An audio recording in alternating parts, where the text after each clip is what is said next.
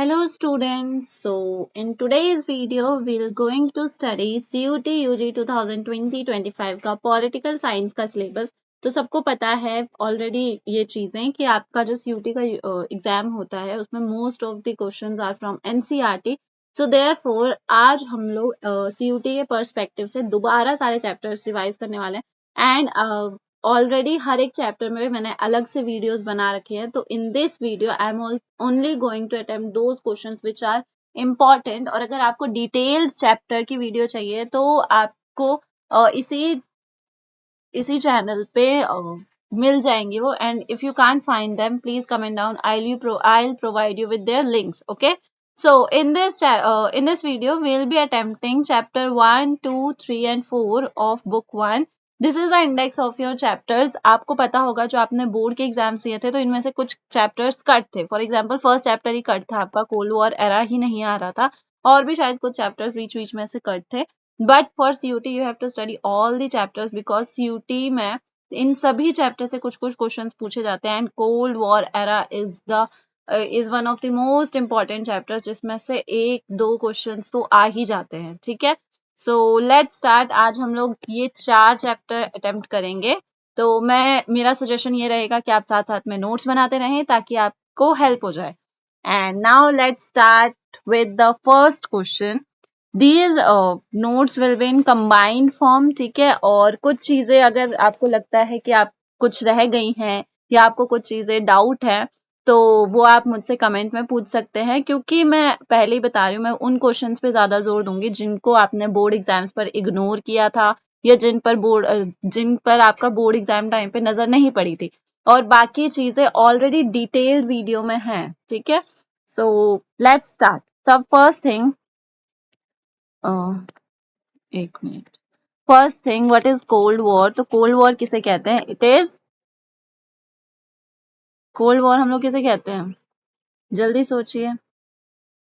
Cold war होता है जो विचारों का टकराव होता है, मतलब जो कॉन्फ्लिक्ट अमंग थॉट्स होता है, जो थॉट्स में कॉन्फ्लिक्ट होती है, या कॉन्फ्लिक्ट बिटवीन आइडियोलॉजीज। ठीक है, कॉन्फ्लिक्ट बिटवीन आइडियोलॉजीज, उसे हम लोग कोल्ड वॉर कहते हैं। मतलब इसमें हम लोग एक्शन नहीं करते हैं बट इसमें आप आइडियोलॉजीज में टकराते हैं। ठीक है, तो कोल्ड वॉर जो हुआ था ये दो देशों के बीच में हुआ था। One was USA and another one was USSR, जिसको सोवियत यूनियन भी कहा जाता है। कोल्ड वॉर चला था 1945 से लेके 1991 तक। ओके, और अगर कोल्ड वॉर के बारे में पढ़ रहे हैं तो फिर वर्ल्ड वॉर के बारे में पढ़ना तो बनता है। So world war one, when it was happened, तो वर्ल्ड वॉर वन हुआ था 1914 टू 1918। वर्ल्ड वॉर टू कब हुआ था? वर्ल्ड वॉर टू हुआ था 1939 से 1945 में। और आपको पता ही है वर्ल्ड वॉर वन और वर्ल्ड वॉर टू में दो गुट थे, मतलब दो ग्रुप्स थे। One was axis power and another one was allied power या अलाइड फोर्सेस। ओके, तो एक्सिस पावर में कौन कौन से ग्रुप्स थे? जर्मनी, इटली, जापान एंड तुर्की। ये वर्ल्ड वॉर वन का है कि वर्ल्ड वॉर वन में कौन कौन से थे। एंड अलाइड पावर में कौन कौन से थे? USA, Britain, USSR and France. अब एक चीज और, जब वर्ल्ड वॉर टू हुआ था तो उसमें तुर्की नहीं था। ठीक है, सिर्फ तुर्की हट गया था, बाकी सारे के सारे वैसे ही थे, बाकी सब देशों ने वैसे ही पार्ट लिया था। ठीक है, अब इस चैप्टर में हम लोगों को एक चीज और पढ़नी है। जब वर्ल्ड वॉर हो रहा था तो वर्ल्ड वॉर के टाइम पे वर्ल्ड वॉर का जो एंडिंग माना जाता है वो ये माना जाता है कि अमेरिका ने 2 एटम बॉम्ब गिराए थे। ठीक है, atom bomb, just a minute, 2 atom bomb गिराए थे। ठीक है, किस किस पर गिराए थे? हिरोशिमा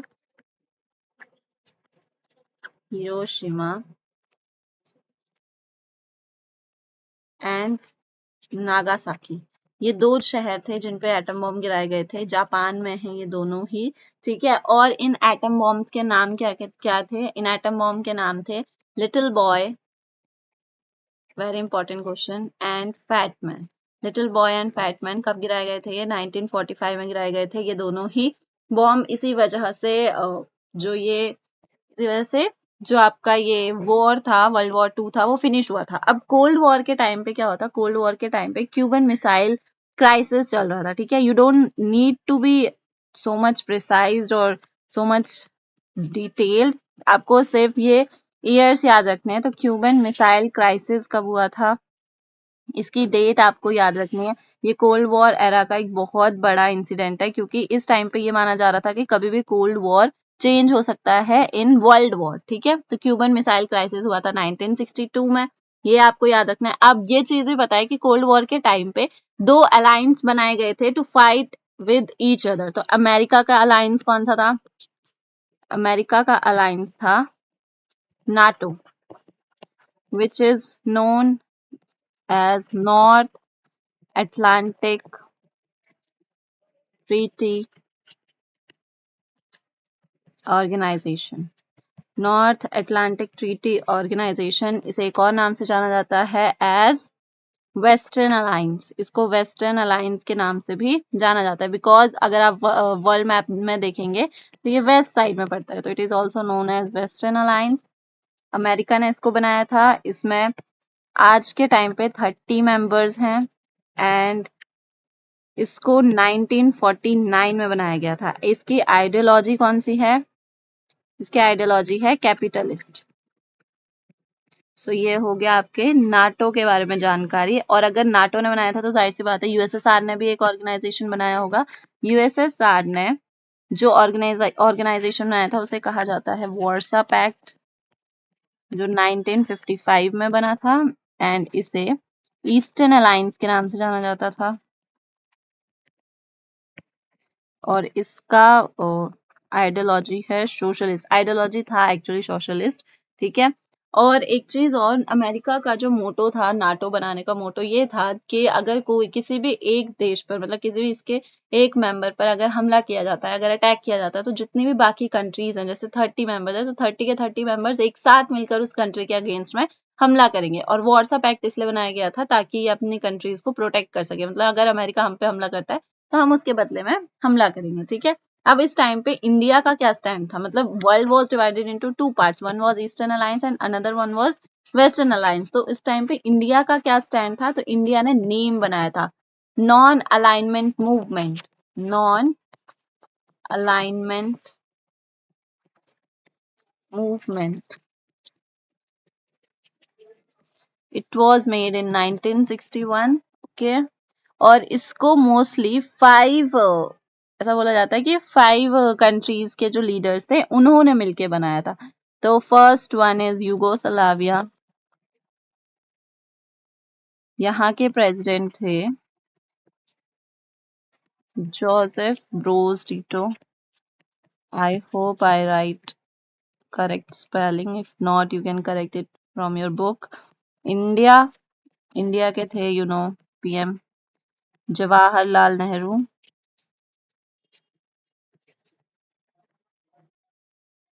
एंड घाना, यहाँ के प्रेसिडेंट थे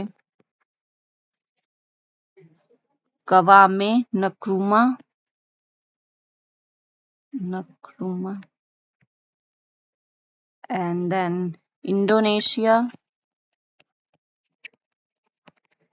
इंडोनेशिया के प्रेसिडेंट थे सुकार्नो। ये सारे नाम आपको याद करने होंगे।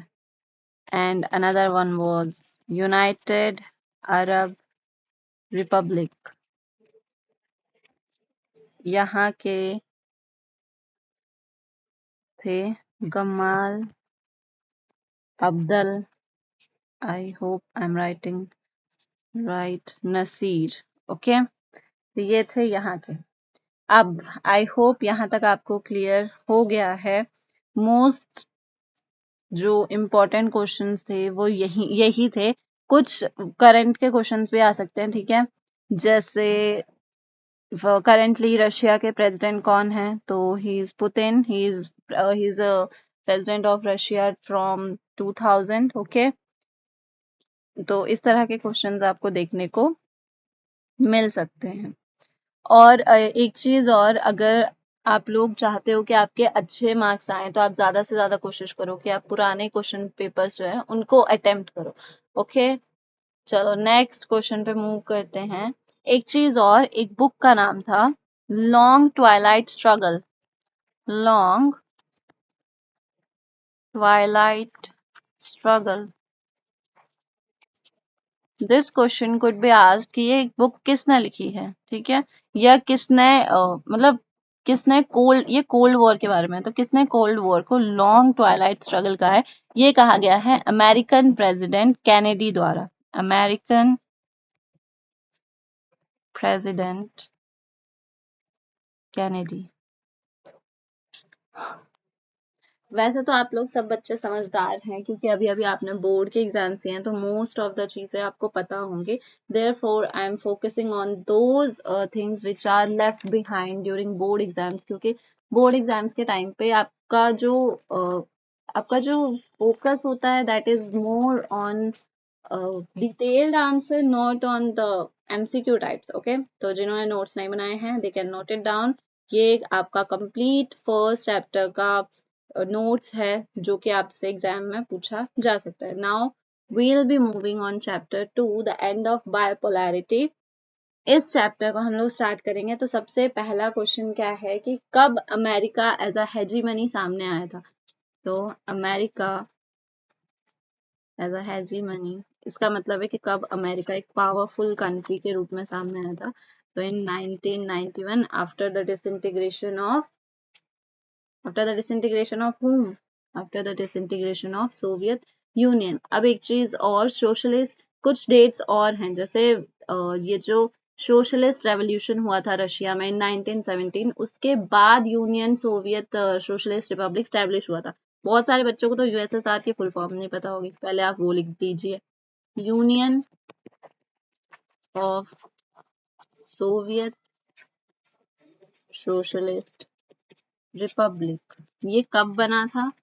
तो रशिया में एक रेवोल्यूशन हुआ था जिसको बोलते हैं सोशलिस्ट रेवोल्यूशन इन रशिया। कब हुआ था ये? 1917। उसके बाद यूएसएसआर एग्जिस्टेंस में आया था। ओके, नेक्स्ट, अब इसमें आपको बहुत सारे जो वॉर हुए या बहुत सारे हमले हुए वो चीज देखना है। पहला क्वेश्चन, वॉर्सा पैक्ट काफी टाइम तक एग्जिस्टेंस में था, लेकिन आपको पता है कि आज के टाइम पे वॉर्सा पैक्ट एग्जिस्टेंस में नहीं है, तो ये कब कोलैप्स हुआ, मतलब कब खत्म हुआ या डिसबैंड हुआ? तो it got disbanded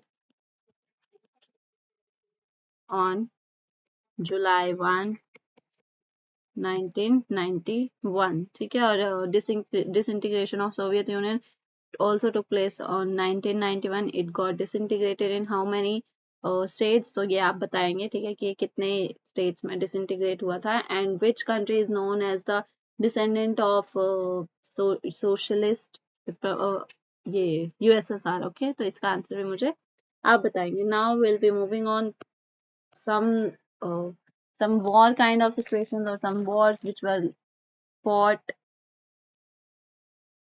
by whom?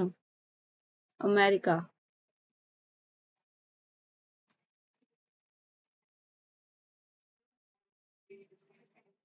और उससे पहले some reasons for the disintegration of Soviet Union. तो मिखाइल गॉर्बाचेव जो थे वो एक बहुत बड़ा रीजन है। Mikhail Gorbachev, he became general secretary of communist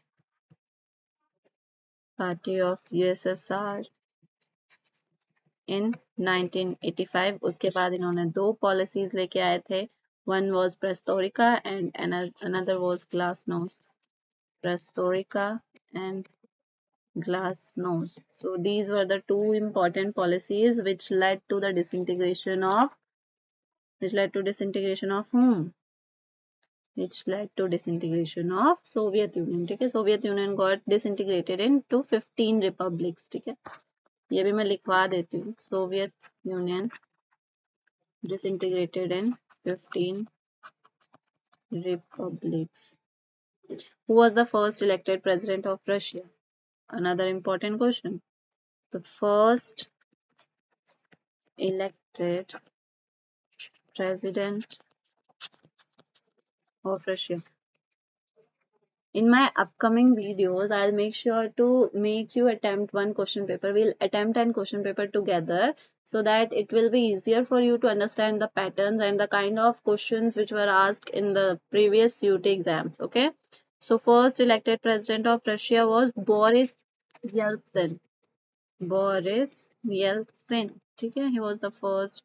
और जब 15 सोवियत रिपब्लिक थी, इनमें से पहली रिपब्लिक कौन बनी थी, सबसे पहला कंट्री कौन था जिसने खुद को रिपब्लिक घोषित किया था? It was Lithuania, first Republic. And next question, Russia ने कब यूएसएसआर की सीट टुक ओवर करी थी? रशिया, क्योंकि आज के टाइम पे सोवियत यूनियन का डिसेंडेंट रशिया को बोला जाता है, ठीक है, तो इसने सोवियत यूनियन की सीट टुक ओवर करी थी दिसंबर 1991 में। एंड इतना तो सबको पता है, अगर थोड़ा बहुत तो डिटेल में पूछा जाएगा तो शॉक थेरेपी क्या था, ये सब चीजें आप लोगों को पता है बहुत। अब जब ये चीजें टूट गई थी, मतलब 15 रिपब्लिक्स में टूट गया था पूरा सोवियत यूनियन, तो तजाकिस्तान एक अनदर स्टेट था जहाँ पे काफी लंबे समय तक सिविल वॉर चलता रहा था, तो ये आपसे पूछा जा सकता है, ठीक है। तो सोवियत यूनियन का एक स्टेट जो टूटा था that was Tajikistan. Tajikistan, it continued for almost 10 years, ठीक है, कंटिन्यूड सिविल वॉर, यहाँ पे 10 साल चली थी सिविल वॉर, 10, क्योंकि पूछ लेगा कि कौन सा स्टेट था जिसमें सिविल वॉर चली थी। एंडेड ऑन 2001, 2001 में इसकी सिविल वॉर खत्म हुई थी, तब तक इसमें काफी ज्यादा लंबे समय के लिए सिविल वॉर चलता गया था। अब इंडिया और रशिया के काफी अच्छे रिलेशंस हैं, तो कुछ उससे रिलेटेड क्वेश्चंस पूछे जा सकते हैं, जैसे who was the prime minister who visited in 1994, ठीक है, वो कौन से प्राइम मिनिस्टर थे जो रशिया विजिट करे थे, ठीक है। तो रशिया में पीएम नरसिम्हा राव, पीएम नरसिम्हा राव ने 1994 में रशिया को विजिट करा था, ओके। और उस टाइम पे India and Russia signed 8 agreements, ठीक है, signed 8 agreements on different topics such as defense, technology, space exploration, और भी बहुत सारे। और India that it has no desire to supply arms to Pakistan, ये चीज भी इस टाइम पे मेंशन हुई थी। इंडिया और रशिया ने एक एन पैक्ट साइन किया था ऑन 21 जून 1998 में in a far reaching nuclear deal, okay. 21 June 1998 India and Russia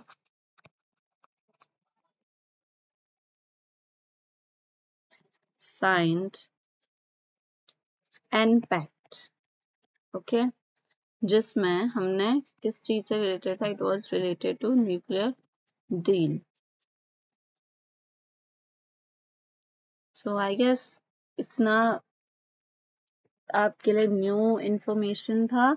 बाकी चीजें आपको सब चीजें पता हैं कि कैसे ये टूटा, कैसे क्या चीजें हुई, everything you know very well. It was chapter second and now we'll be moving. एक चीज और, आप लोग ये जो 15 रिपब्लिक्स हैं इनके नाम पढ़ लेना, क्योंकि it is one of the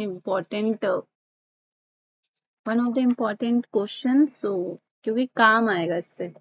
चलो next we'll be moving on chapter 3 which is US hegemony in world politics। हमने 2 चैप्टर कवर कर दिए हैं जिसमें जितने भी important questions थे, I am covering those questions, it will be helpful for you। Now ये सबको पता चल गया कि in 1991 America became the hegemony, okay, and now we'll move कि कैसे अमेरिका ने अपनी hegemony प्रूव करी।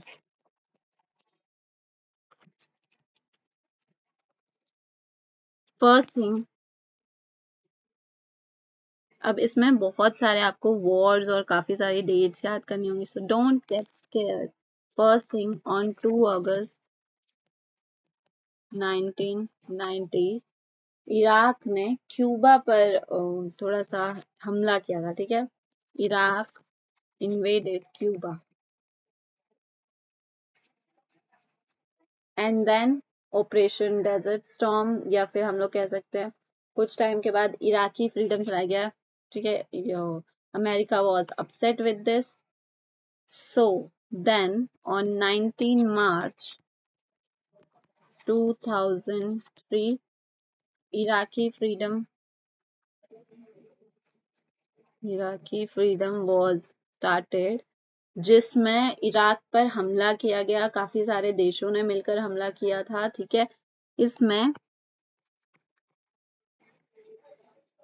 660,000 जो सैनिक थे, अगर हम लोग इंडियन में बोलें तो 6,60,000 सोल्जर्स जो थे उन्होंने हमला किया था। 34 countries were in the favour of America कि हमें हमला करना चाहिए। इन सब ने मिलकर हमला किया था, और इस टाइम पे इराक के रूलर थे सद्दाम हुसैन। हुसैन, और अगर 34 कंट्रीज एक साथ वॉर लड़ रही हैं तो जाहिर सी बात है जीत इनकी ही होगी। और एट लास्ट इराक को अपने कंट्रोल में ले लिया गया। ये हमला पूरा का पूरा फॉर ऑयल कंट्रोल के लिए था। और इस टाइम पे बोला ये गया था कि Iraq was preparing for nuclear weapons, ठीक है, कि हाँ वो न्यूक्लियर वेपन्स बना रहा है, but there was no such thing found in Iraq. And at last it was prove that this attack was for the oil control, क्योंकि Iraq में ऑयल होता है and America wanted that, so that's why it happened. Oh sorry, it was not Cuba, it was Kuwait. It was Kuwait. Next thing, 9/11, very important and one of the most interesting. If अब अगर मेरे को detail में बताना होता तो it was very interesting, but we have to prepare for CUT and I suggest कि आप इसको जरूर पढ़ें कि क्या था 9/11. It is a well detailed topic, very interesting topic, and if you want me to explain this, I'll explain. You can comment down and I'll explain it in next video. So इसमें तो मैं अभी पूरा जो points हैं वही बता रही हूँ. It was 9/11 attack. It was happened on 11 September 2001. इसमें अल कायदा के कुछ टेररिस्ट थे, समवेयर 14 टेररिस्ट, ओके।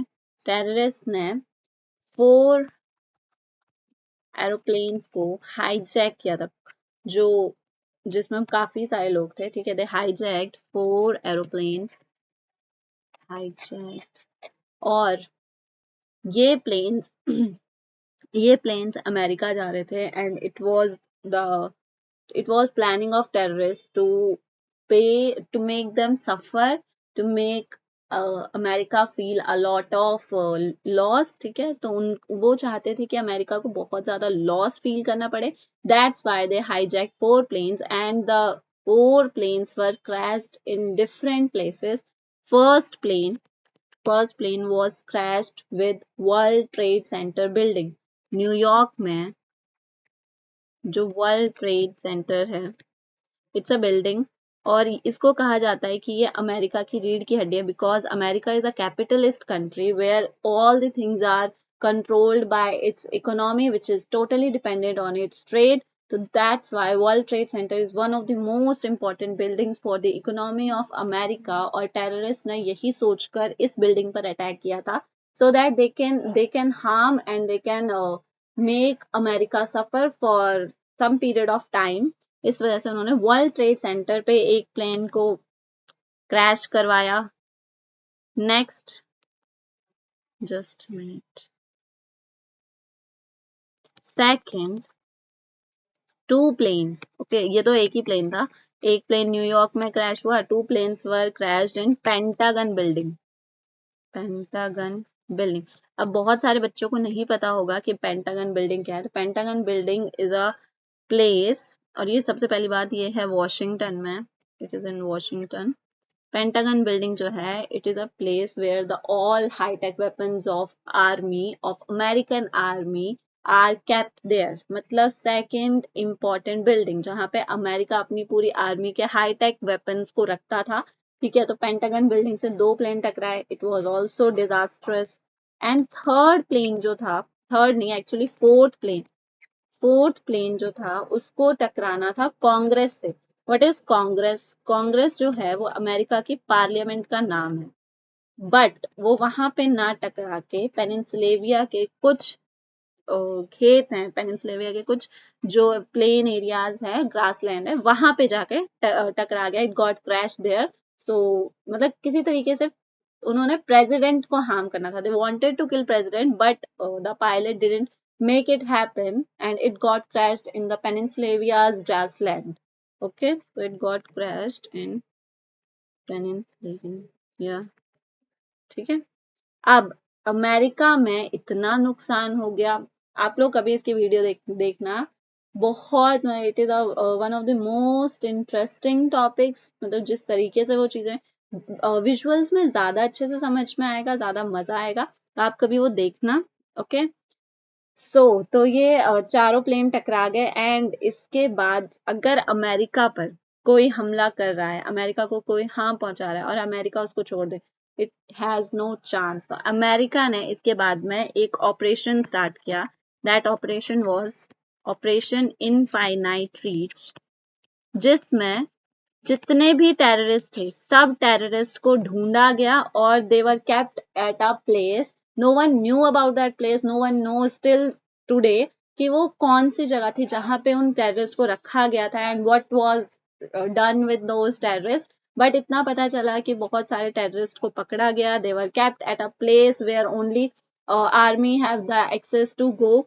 तो वहां पर उनको रखा गया।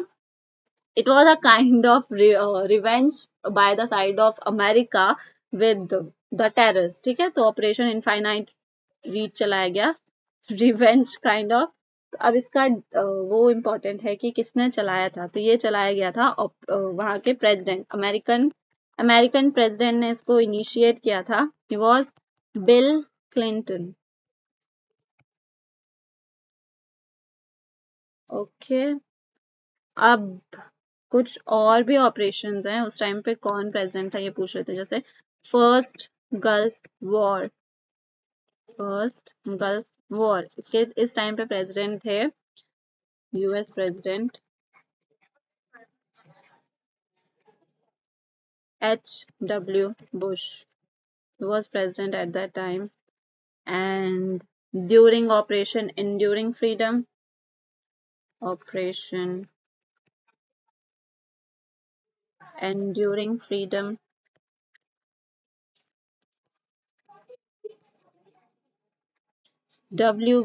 George W. Bush was the president.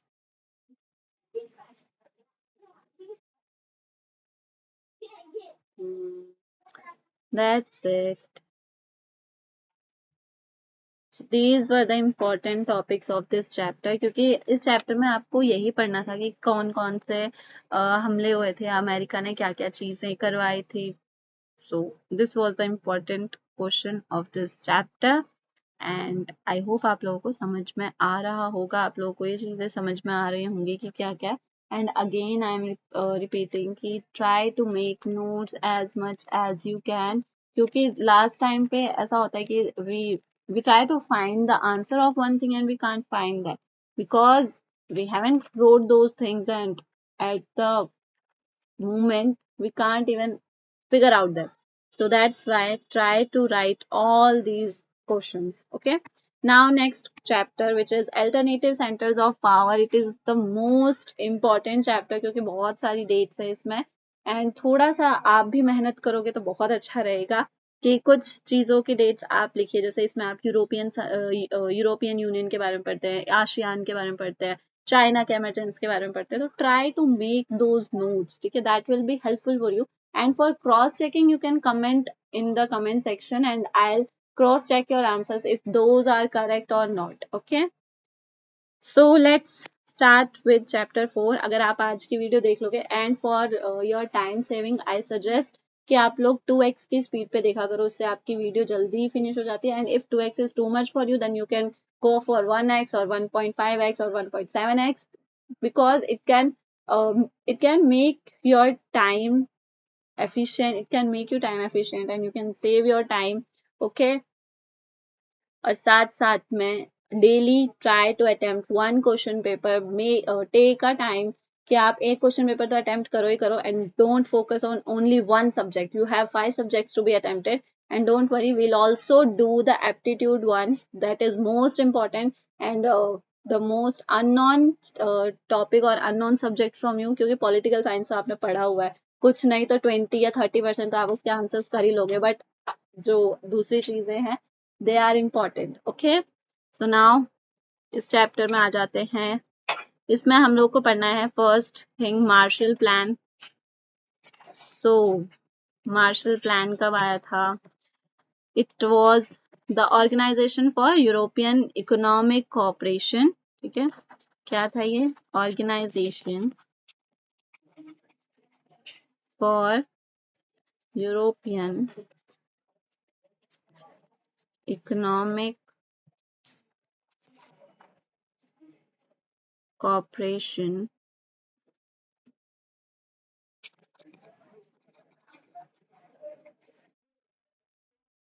and it was established in 1948. Next, EEC. What is EEC? EEC की full form है European Economic Organization, oh sorry, Community. European Economic Community. European Economic Community. It was established in 1957. Okay, and it was signed in the Treaty of Paris. इतना date याद रखो कि कब इसको establish किया गया था। एक इम्पॉर्टेंट क्वेश्चन रह गया था बर्लिन वॉल वाला, तो बर्लिन वॉल कब गिराई गई थी? आप Berlin wall is considered as one of the important factors और as a one of the important point for the disintegration of Soviet Union और for the end of world war, ठीक है। क्योंकि बर्लिन वॉल बनाई क्यों गई थी? Because Germany was divided into two ideologies, one was socialist and another one was capitalist, but when the Berlin Wall was fallen, then it was considered that world war has ended। तो कब गिराई गई थी Berlin Wall? 1989। In which country Berlin Wall was there? It was in Germany। Now we'll be moving on European Union। European Union। First question जो आप लोगों से बहुत बार पूछा गया है, when was European Union established? It was established on 7 February 1992 at the Treaty of Maastricht, okay। and European Union का flag कैसा है? It has spherical flag with golden stars, ठीक है। spherical flag with golden stars which represent harmony and friendship among each other, okay। Now second one is ASEAN और इसके extra question हैं, जैसे इसकी करेंसी है यूरो, ऐसे क्वेश्चंस पे आप लोग पढ़ लेंगे। ASEAN, when was it established? It established in 1967। It has 10 currently members, but there were 5 initial members who established this। ये चीज आप लिख सकते हो, 5 countries who established it। ये आपका होमवर्क है, you will comment down these questions, okay। ये वाला आपका होमवर्क है, homework. You will comment down 5 countries कौन सी थी जिन्होंने इसको स्टैब्लिश किया था एंड वो 5 कंट्रीज कौन सी थी जो बाद में इससे कनेक्ट हुई थी। और आसियान को स्टैब्लिश किया गया था बैंकॉक ट्रीटी के अकॉर्डिंग। मैंने एक बार एक बच्चे से क्वेश्चन पूछा था, where was Bangkok, where is Bangkok, he was not able to answer that. So for ये सोच के कि आप में से भी कोई ऐसा होगा, उनके लिए बता रही हूँ, Bangkok is in Thailand, okay. when did China China ने अपनी जो इकोनॉमिक कंडीशन थी उसको कब सुधारा था? Improved. When did China improve its economic condition? In 1978. Open door policy कब अपनाई गई थी? Another important question. Open door policy, इतना तो आंसर कर सकते हो आप. It was in 1978. किसने अपनाई थी? Deng Xiaoping. Deng Xiaoping. कोई नहीं बोलेगा Xiaoping की स्पेलिंग गलत है, सही है क्योंकि. Next question. When did China became member of WTO? China became member of WTO in 2001. एक और हम लोगों ने ट्रीटी के बारे में पढ़ा था, BREXIT. बहुत कम बच्चे इस चीज के बारे में जानते हैं. When was it happened? At a one time, UK was a member of European Union, but on 22 June 2016, it left European Union. So that is known as Brexit. ठीक है, UK left European Union. That is known as Brexit. Next, when did China capitalized या privatized its agriculture? China privatized its agriculture on 1982. Privatized its factories in 1988. ये चीजें आपको याद करने की है. When did European Union got Nobel Prize? European union को Nobel prize भी मिला हुआ है, पता ही नहीं था बहुत बच्चों को. 2012 में मिला था नोबेल प्राइज. Next question. 2009 में एक लिस्बियल संधि हुई थी. ये सब चीजें आपको याद रखनी है. लिस्बियल treaty. What is the currency of Russia? ये तो सबको याद होगा, it's rouble. What is the currency of China? It's rand. 1949 में काउंसिल ऑफ यूरोप स्टैब्लिश किया गया था. 1949 council of Europe. 1964, Japan became the member of OECD. Became the member of OECD. OECD होता है Organization for Economic Cooperation and Development. Organization for Economic Cooperation and Development. In 1951,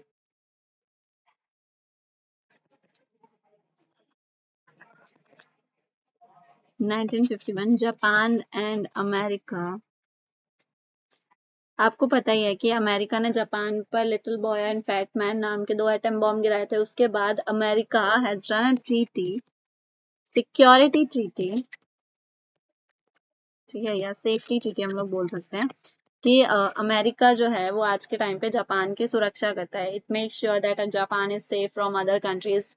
अगर आज के time पे कोई भी देश जापान पर हमला करेगा तो उसे अमेरिका को फेस करना पड़ेगा. ऐसा नहीं है Japan doesn't have any army, but it has a treaty with America that America will protect him. Now, ये तो सबको पता होगा.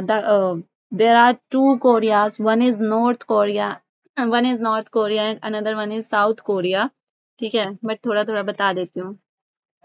North Korea is a socialist.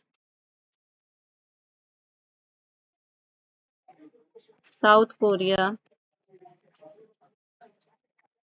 is a capitalist. North Korea is also known as Democratic People's Republic of Korea. Democratic People's Republic of Korea. And this one is also known as Republic of Korea only. Republic of Korea. Both of these countries became the member of UNO in 1991. Where is Han River? Some geographical questions, but it could be asked in this also. Where is Han River? It is in Korea.